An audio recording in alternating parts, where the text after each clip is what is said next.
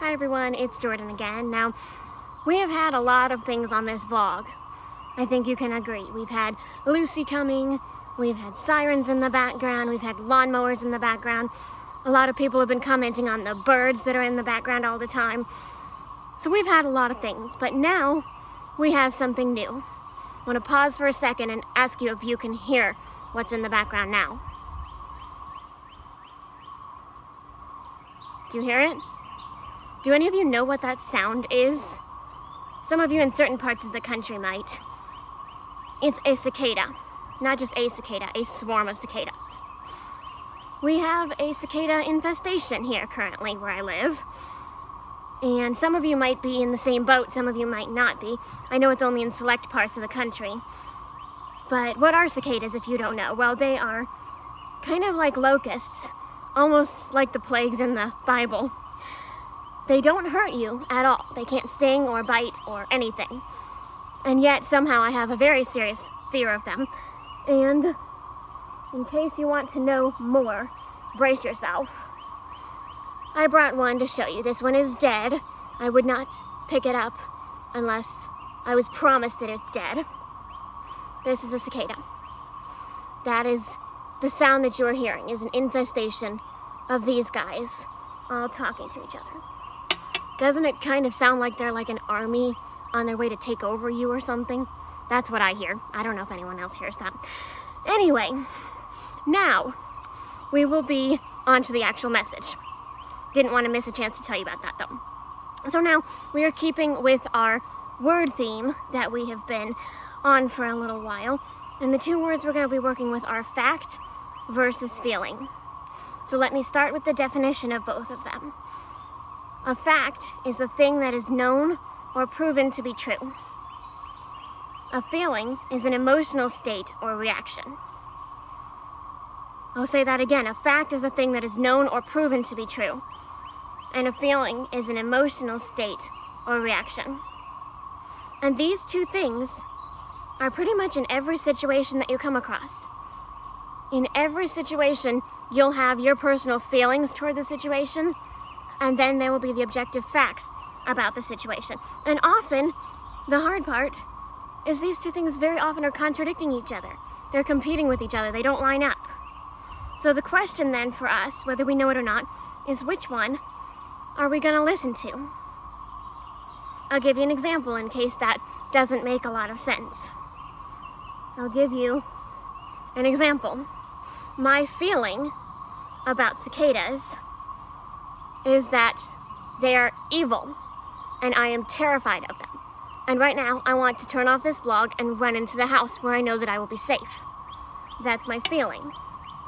The fact about cicadas is what I said. They are completely harmless.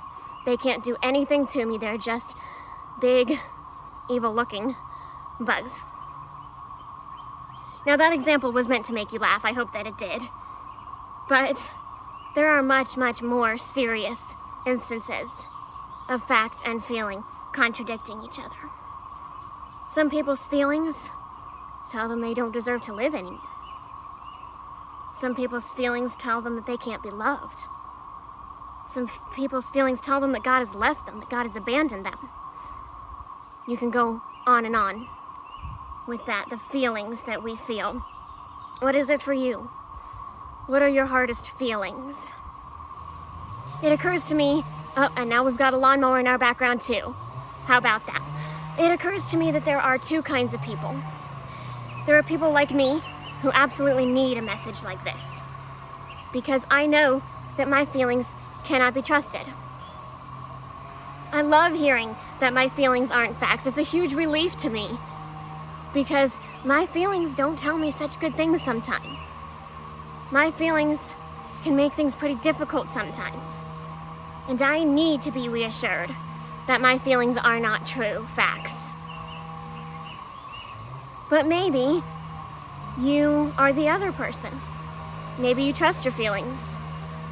Maybe you trust your instincts. Maybe you're the kind of person that says, if I'm feeling this way, then this is the way that it's gotta be. And if you're that kind of person, then I just want to ask you something. I want to ask you, doesn't that put you in a place above God?